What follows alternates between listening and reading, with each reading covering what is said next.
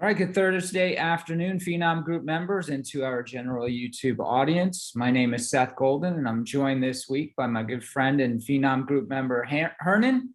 And this is our weekly state of the market. It is Thursday. We know the deal with Thursdays. It's been like this all year long. You know, when we share our screen, you can see that the markets are down across the board. But Hernan, this is not nearly as bad as where we were.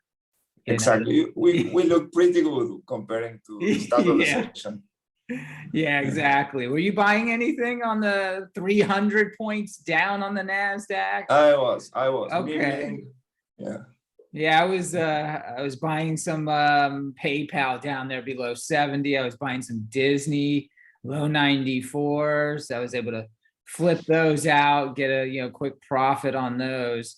One of the things that I always reinforce with our Finom Group members is have cash on the sidelines, because you're still, even in bear markets, you want to be able to take advantage of value. And when you look at Disney, it's back to 2018 prices, while I'm sure it's had its shortcomings. They just opened up Disney Shanghai this week, today, official reopening of Disney Shanghai, which is just a huge fundamental boost. I would suspect going forward. I'm sure they have shortcomings elsewhere, but they've been without Disney Shanghai for a while now, so that's back online. $94 a share on Disney, and leaving myself some room to buy if it drops below 90. Long term, I mean, these are great value propositions, in my opinion, with a company like Disney. So, all right, let's get into it. And before we start looking at some data and whatnot here, maybe start looking at some inflation issues, because in a couple of weeks we'll not just be in earnings season.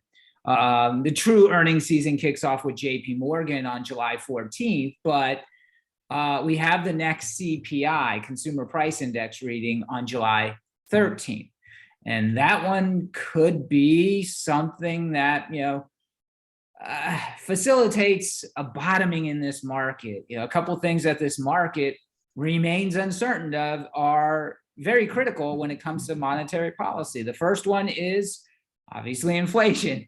And the Fed needs a friend in that fight against inflation. It needs to see that the peak is in. And, based on the May report, the peak was not in. So if we can see that maybe we finally hit the peak in May and we've rolled over here in June, then the Fed has a friend. So that's the one area of uncertainty that this market has been grappling with now in 2022. The other thing, of course, is earnings season.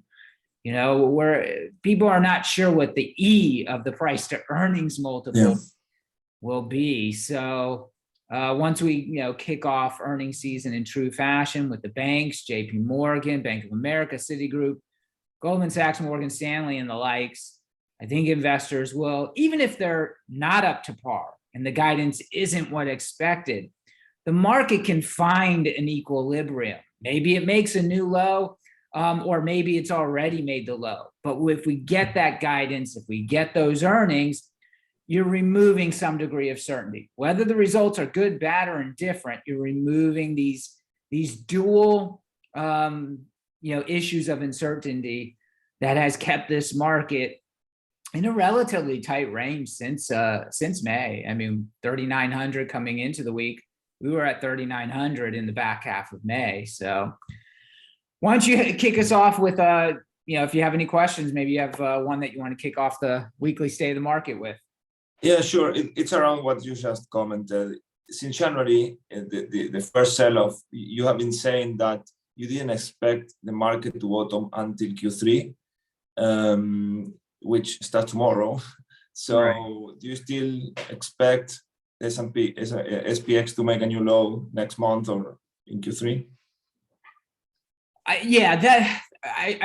use the word anticipate as opposed to expect. Because there's a variety of factors. Great question, because we actually have this chart in our state of the market. If we go to the end, we know that generally the typical cyclical pattern for midterm years is to see the bottom in the August, September timeframe. So that puts us, in Q3. But we also have the NDR, which is a cycle composite index that we're looking at here.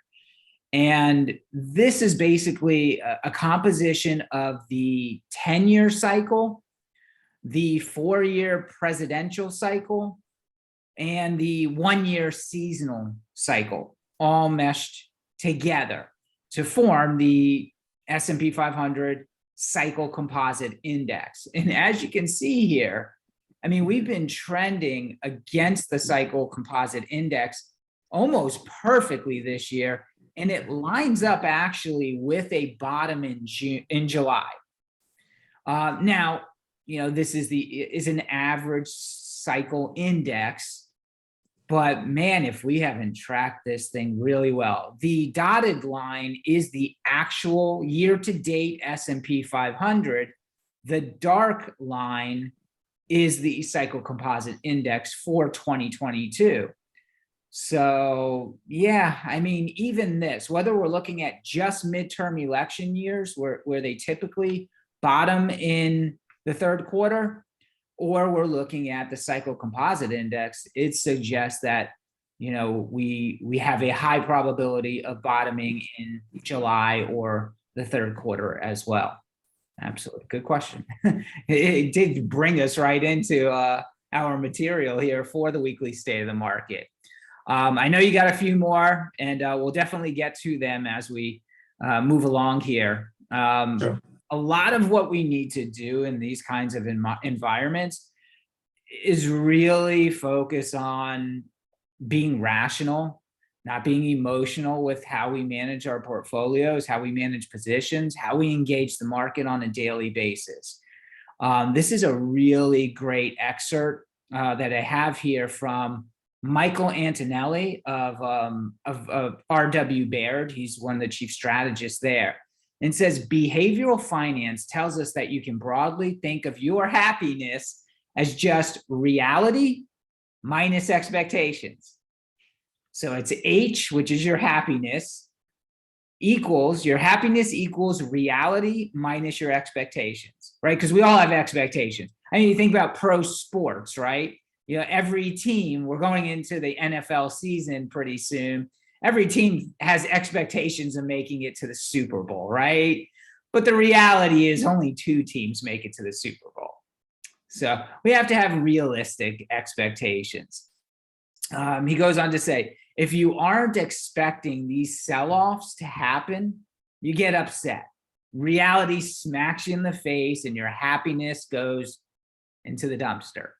If you are expecting these kinds of sell-offs, you can deal with it in a more rational way.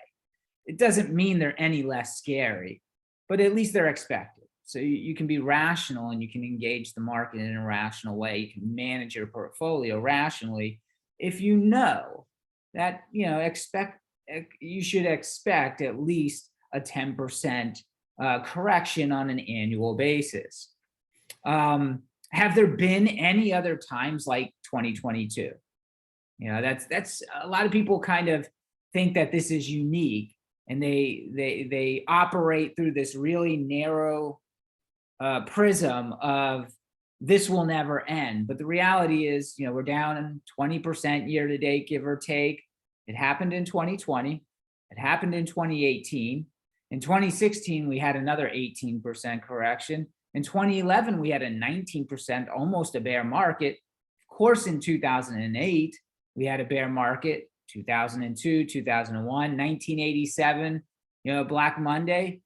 I can keep going, obviously. These things happen in the market. And so we have to have realistic expectations.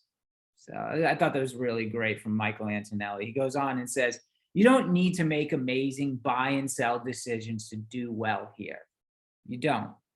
You just have to not blow it in these moments.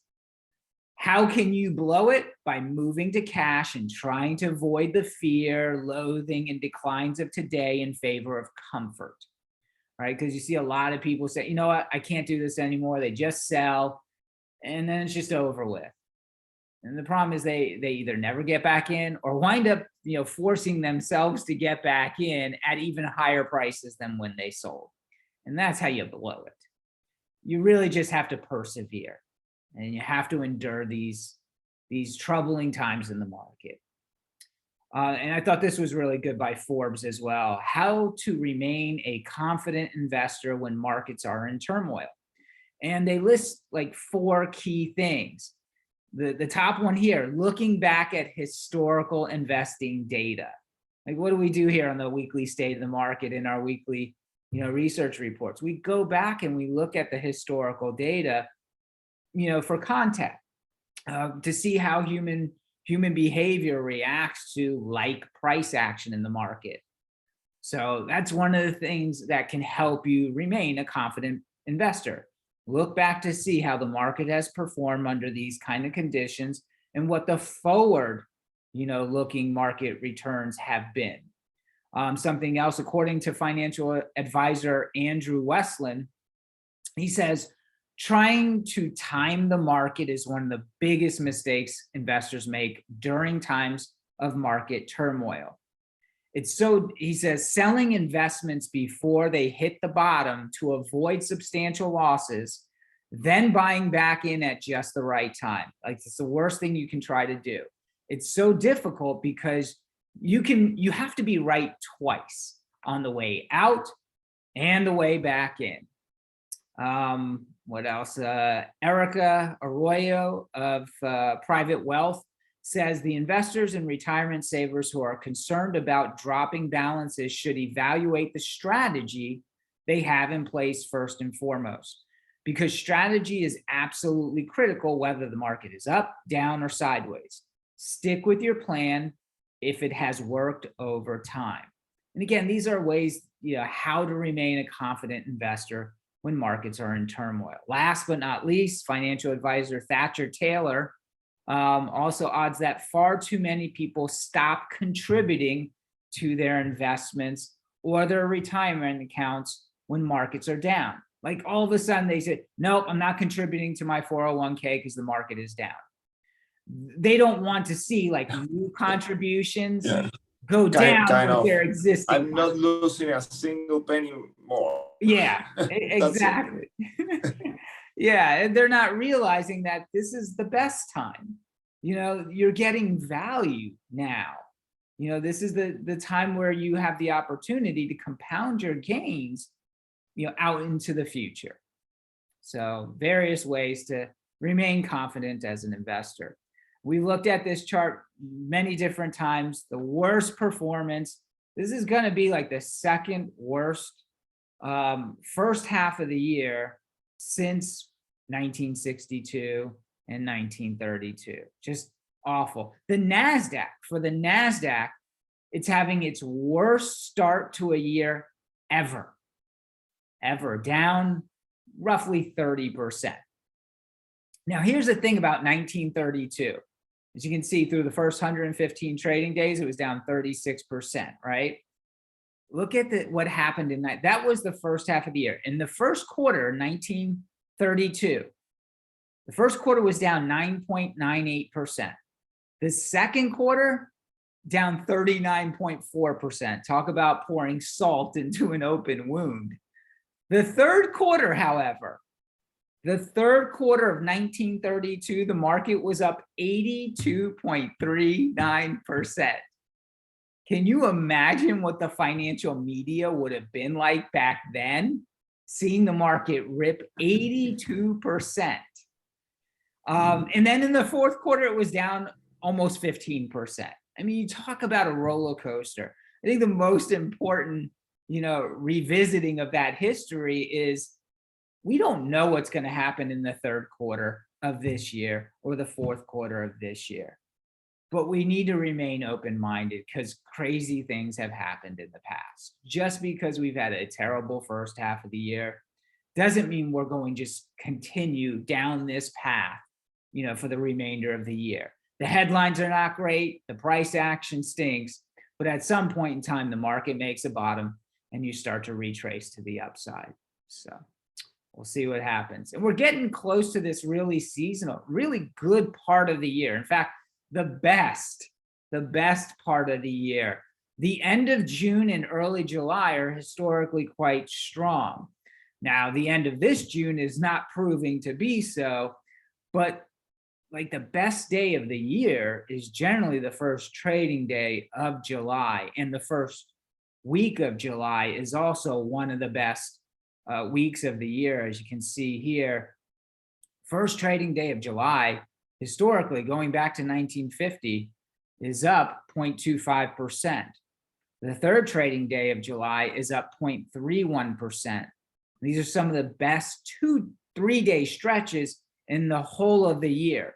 The absolute best day of the year is the day after Christmas, going back to 1950. It's up 0.5% on average, going back to 1950. We've talked a lot about capitulation, who's in the market, who's out of the market. We know retail has sold out of the market. We got confirmation of that last week. We also know that the hedge funds, they got out of the market too. They had their largest deleveraging last week, early last week, Monday, Tuesday, that Goldman Sachs has seen ever. So the amount of selling, Goldman Sachs prime brokerage desk has not seen this kind of selling from hedge funds in history. Going back to 2008, it's still more gross deleveraging than in 2008 by the hedge funds. And people are always talking about, we haven't seen capitulation. What do you call this?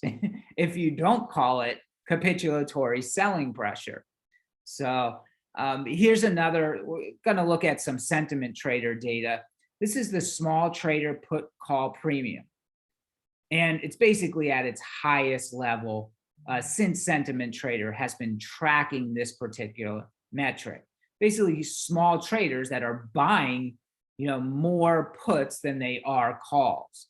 It's at its highest letter. So basically what that tells me is everybody's leaning to one side of the boat. Everybody's of the opinion that the market is going low. And maybe they're right, but they're all capitulating to that one side of the boat. Another indicator from sentiment trader called the risk on, risk off indicator is at its lowest level. So when the trend line is going lower, that means risk on is trending lower than risk off. And this is also at historically very low levels. Again, we're talking about capitulation, and clearly nobody's risk on in this environment. Excuse me. One of the ways that I'm looking at risk as well, where we might be in terms of risk on versus risk off, maybe even fear, kind of my new fear gauge in this environment, because we know this market has been extremely defensive, is semiconductors versus utilities. Semiconductors are a very economically sensitive area of the market, industry, if you will, of the economy. So we would think if semiconductors are doing well and outperforming utilities, which are the most defensive sector of the market, the economy is doing well. Well, ever since November of last year, semiconductors have been underperforming utilities. It's a very defensive market. It's also a market that is worried about the forward-looking economic strength. We had the chance to double bottom here. Coming into this week, this chart was dated on the 27th. So I think that was Monday. And as of today, right, so we kind of hit the bottom. We bounced a little bit. Nope. Here was that bounce. And then we just cascaded lower. I'm telling you, the market became even more defensive since Monday, with utilities outperforming semiconductors. The only ray of sunshine here, if we can find a ray of sunshine, is the fact that the RSI has not made a lower low. So while this relative performance ratio has made a lower low and tells you how defensive, how risk off this market is, how worried about the economic outlook this market is. The RSI has not touched the lows that it touched back here in April. We won't know if that really means anything without hindsight. Right now, all we know is they're still selling semiconductors more so than they're buying utilities. So it's risk off, I'm sorry, in that aspect. So a lot of the things that we're looking at here basically just tell you why we can't get any follow through, right? We were up 6% in the previous week, and we're down almost 4 or 5% this week in the S&P 500. All right, so here's some data, right? How do you remain a confident investor? You look at historical data. S&P 500 July 4th weeks since 1972. This year, the 4th of July lands on a Monday, so the markets are closed Monday. So I wondered if the day of the week that traders were off mattered. The table above breaks down the last 50 July 4th holiday weeks, depending on which day traders were off. So this year, we're going to be off Monday. So we've had off Monday 14 different times for the July 4th week since 1972. The average return for that July 4th week was 70%. If you had the Monday off, the markets were closed. If you were off on Friday, only a 0.15% return. Any other day during the week, it was 0.44%. But the best day to have off for the 4th of July week is Monday, and you got the best return. And that's what we're going into. The percent positivity rate is also 71%.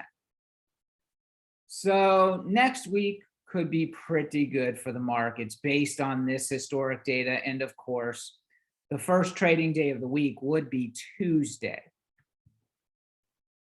So we'll see if the data can live up to history. A lot of the historic data has not panned out well this year. We have to admit to ourselves. I've been asked, why can't the market, get its footing? Why can't we find any follow through? And one of the things I hinted at the top of, this state of the market was the two uncertainties that still remain. One being the earnings, the other one being inflation, and how at least the inflation component factors into the Fed's monetary policy. And that monetary policy based on rate hikes will impact the economy, and that will impact earnings. So I think we've already derated enough during this economic cycle and earnings cycle. But now it seems like we might be looking at pricing in a recession. In our weekly research reports, we talked about the pace of the slowing has really exacerbated over the last 2-3 weeks. Manufacturing, the regional manufacturing numbers have really just plunged. And it's a bit alarming. We already know we've got bad housing industry data. That was to be expected with the Fed rate hikes, boosting the 10-year yield, and that boosts the 30-year fixed rate mortgage. We don't have enough homes for sale. So all of our home data has come in on a year-over-year basis with declines. New home sales, pending home sales, existing home sales, down, down, down. But now you add on to that manufacturing. And one of the things that I would emphasize is we've had this extreme move between consumer spending on goods to consumer spending on services. And when you have that, obviously, if we're not spending as much on goods, we're not going to need as much manufacturing. But it's happening so fast. It's all a rate of change issue.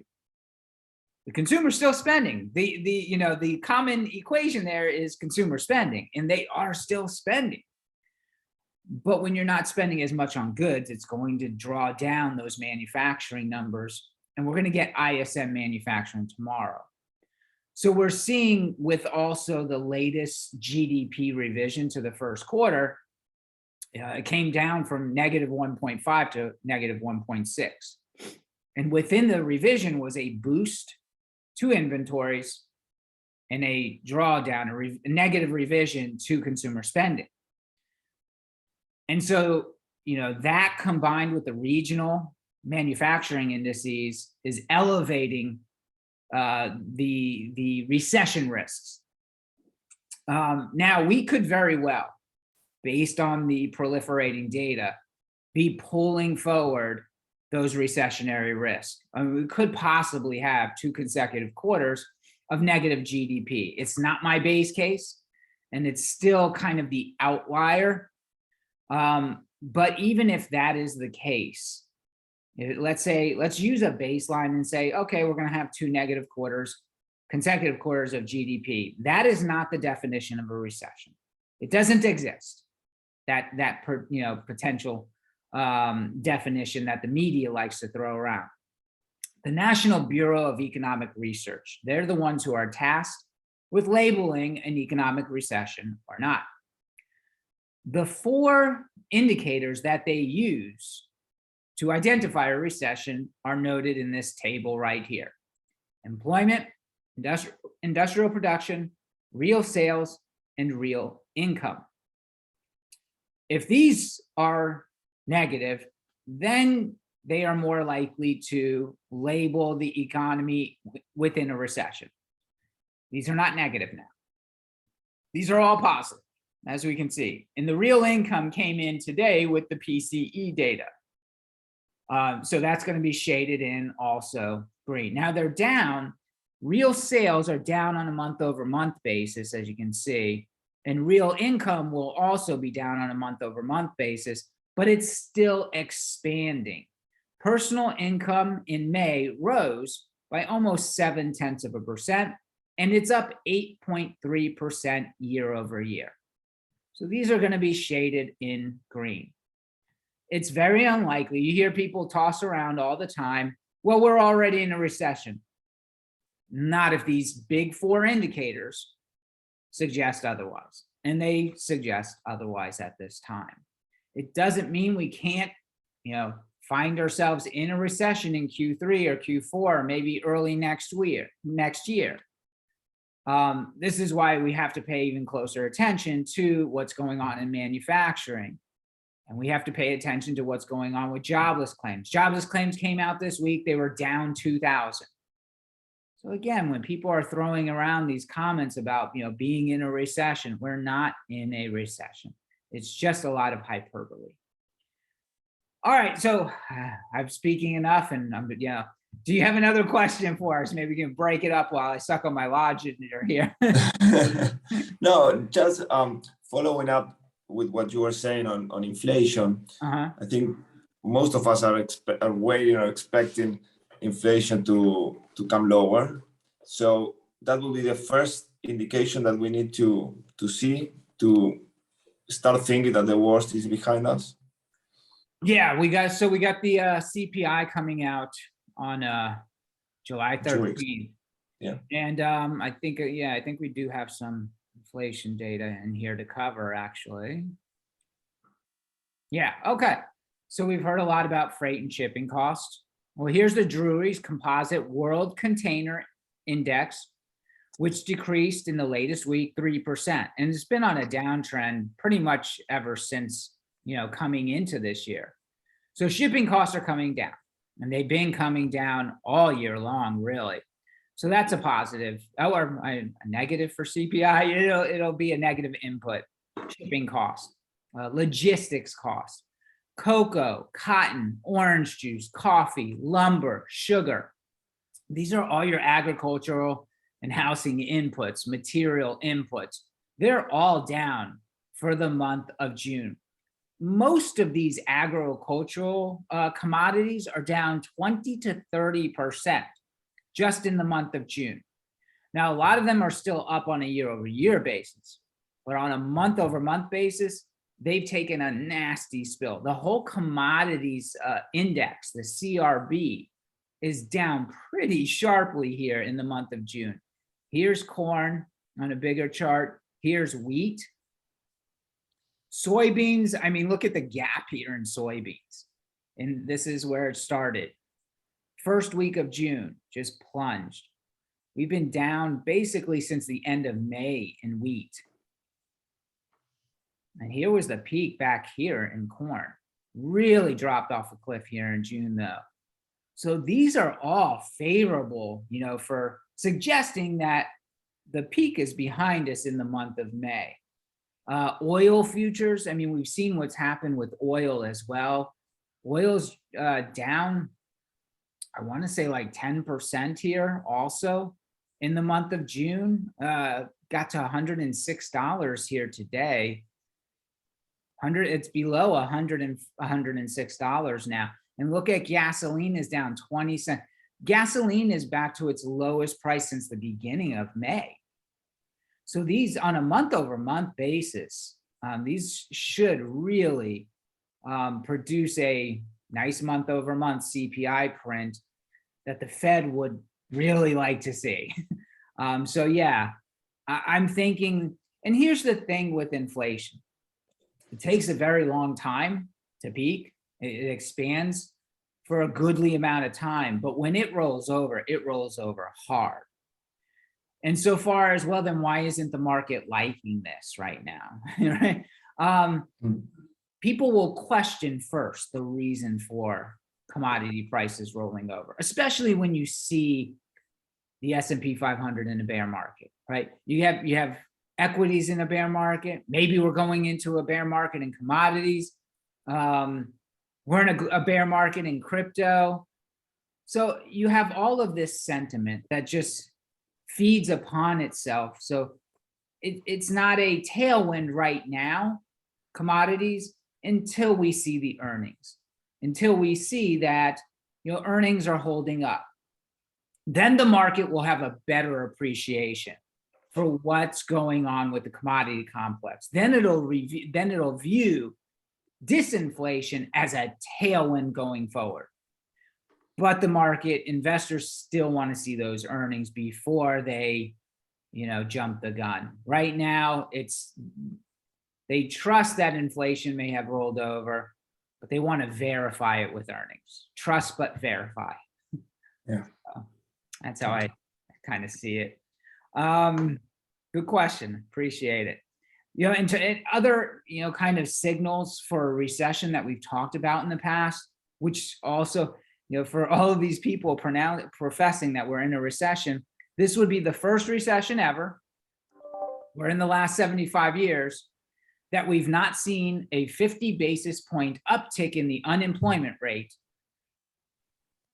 yet having a recession. So we have not seen unemployment rate go up 50 basis points, but people are still saying this is a recession. Before almost every single recession, the unemployment rate rises, and we haven't done that. Before almost every recession, we have a doubling of the oil price from the 5-year moving average. We haven't gotten there. This would be the first recession where US households net debt, where they have, look at how much cash, 2.7 trillion of net cash on the balance sheet. This would be the first recession. Yeah, and I think that we were saying this, but this will be the kind of the first media-induced recession ever. Yeah, I mean, it feels like they just want to walk us into this recession for whatever reason. This would be the first recession that we are in without at least 50% of the yield curves inverted. Right now, we only have 25% of yield curves inverted. So I don't know why there's this need to walk us into a recession where we just don't have the conditions. They just don't exist. It's why I go back to price can be very pervasive. It can feed on emotions. It can, you know, create these narratives that the data just doesn't support. The only thing that supports these recession narratives are price and fear. the general fear attached to the price action. This is looking at US household holdings of cash and cash equivalents. Like this is just the cash up here. Well, where'd it go? Yeah, this is just the cash. This is cash and cash equivalents, which is at 17.5 trillion. It's just really hard to hold. I mean, that's why I say, if we're going to have a recession, look, a recession is a normal part of a business cycle. Don't get me wrong. I'm not, operating with rose-colored glasses on. It's a normal and healthy part of a business cycle. If it happens, it happens. The reason why we look at all of these different metrics, why we look at the big four and the trends in the big four, is because we want to know the magnitude or the depth of a potential recession. Given all these different metrics, I mean, it could be a 1-month recession. It could be a 4-month recession. These are not the kind of metrics that you see that produce an 8-month recession, a 1-year recession, an 18-month recession. They're just not. So when people say, oh, Seth, you're just looking at the bullish side. No, I'm looking at the metrics. I don't care if they look, better or worse. I care about how I can calculate the potential depth of a recession. And with that knowledge, I can better manage the cash that I have on the sidelines. So that's how I approach it. We know University of Michigan consumer confidence has been in the dumpster. Forward returns when it's in the dumpster, not really good up front. I mean, you have negative returns out 3 months when you're below 56. We just produced the lowest University of Michigan consumer confidence reading in history, going back to 1980. So the market's not moving higher. Well, it's not really supposed to at this stage. But 6 months later, the market is up 100% of the time, 9 months later, 100% of the time, 1 year later. I mean, these are the periods where you have fear, you have loathing, you have, softening in the economy, you have a weak stock market, you have the wealth effect eroding. All of that tells me you have value. You should be adding to your portfolio in a disciplined manner in accordance with your game plan, not running and screaming for the hills, or crying in your pillow. I stopped doing that last week. I don't cry in my pillow anymore. My wife doesn't like to wash the covers. So. But here's another way of looking. Like, okay, this is good, fine, and great. We know the forward returns, but what does this actually do to consumer spending? Like, when consumer confidence is this bad, is it going to show up in consumer spending?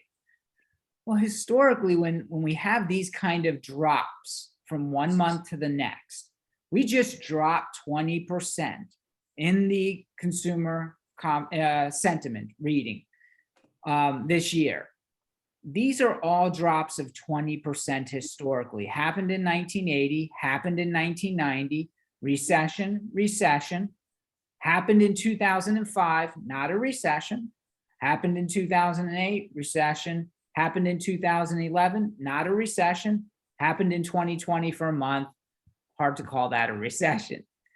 But here's the PCE, right? Personal income and consumer spending or expenditures. Only once did it go negative, when you had this kind of a drop in the University of Michigan Consumer Sentiment Index. So just because they feel this way doesn't mean they stop spending. It doesn't mean spending's going negative historically. The only time it really did was during the financial crisis. I don't think we're talking about a financial crisis here. I think we're talking about something consumers haven't seen in 40 some odd years. Inflation, sticker shock, mostly at the pump. I think if you ask consumers, I think that it's best if you ask consumers in this particular survey, are you just saying this about the gas prices? They'd probably say yes. Maybe food and gas prices, they'd probably say, yeah, that's what I'm talking about, So another reason why it's hard fathom that we're in a recession or we're really close to a recession is because we have so many job openings. Look at this, folks. 11 million job openings. And the quits rate is also high. The quits rate is usually high when people think that I can quit this job and go find another job. Yeah. When the quit rate is really low, that's when you have problems. Great financial crisis and of course, COVID. When it's really low, the quit rate, it's because people don't quit. They need to stay in that job because they don't believe they're going to find another job. But when it's really high, it's because they think, hey, I leave this job today, I can find another paycheck tomorrow. Not a big deal. So when we look at the JOLTS metrics, they just don't scream recession either. Chart from JP Morgan here.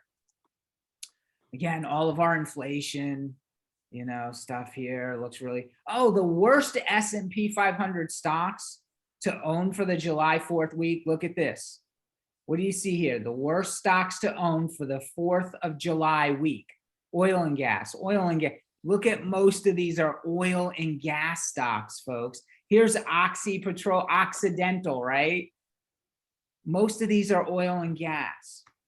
Remember Larry Williams looking at the cyclical patterns in crude oil. You usually top in the 4th of July week, right? Because that's peak driving season. And then you roll off from there. So folks, if you think that this commodity drawdown, this commodity price drawdown is over, you at least have one more week. And I know there's a lot of folks professing out there that this is a commodity boom cycle. But there's a lot of folks also that look at the cyclical patterns and say, the peak of the commodity boom cycle may have already happened. So we'll probably retrace a lot of these higher prices to a higher base. I don't think there's anybody thinking that oil is going back to $60 a barrel. Maybe it goes to $85, $90 a barrel, a higher base. But if you're of the opinion that oil, that energy prices in general, natural gas, gasoline, and then the agricultural prices are just going to keep going higher, I think that's a good way of having unrealistic expectations, and you're going to see your happiness go downhill.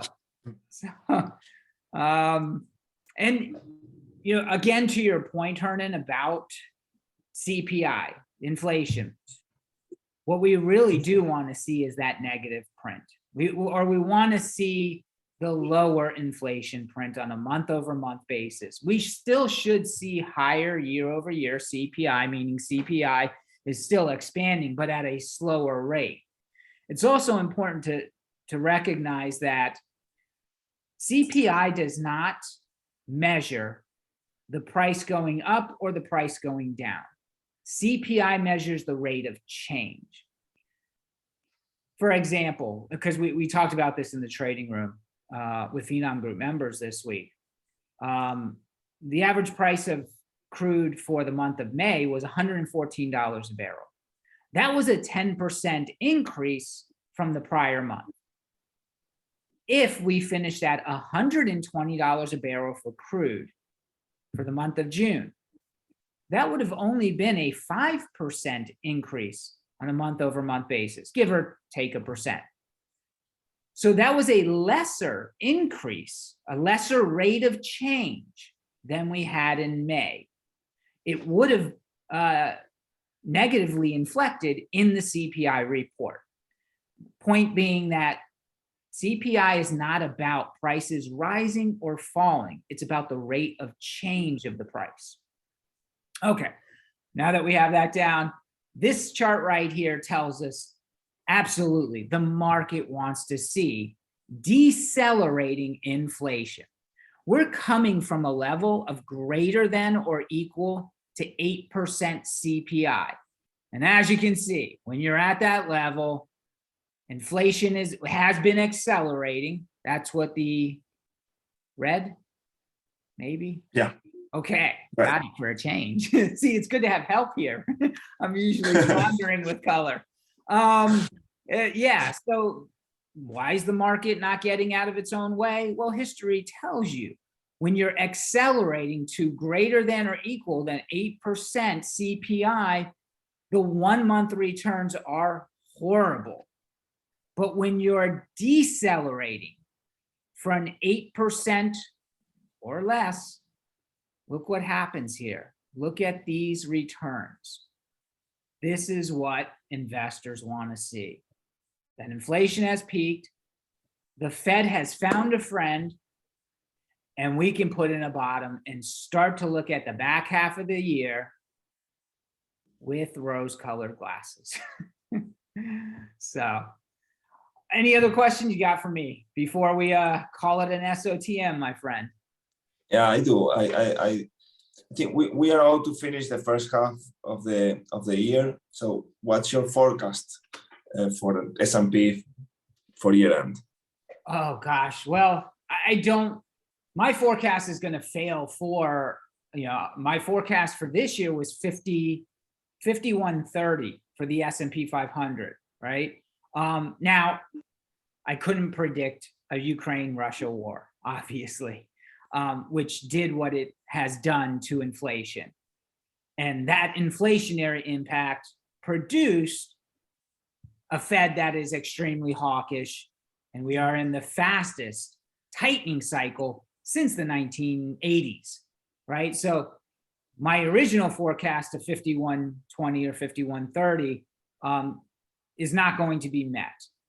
I think a realistic forecast at this point, assuming no recession, and that's a big component of making a base case estimate for the S&P 500 by year end. I'm thinking 4,400 is a reasonable objective.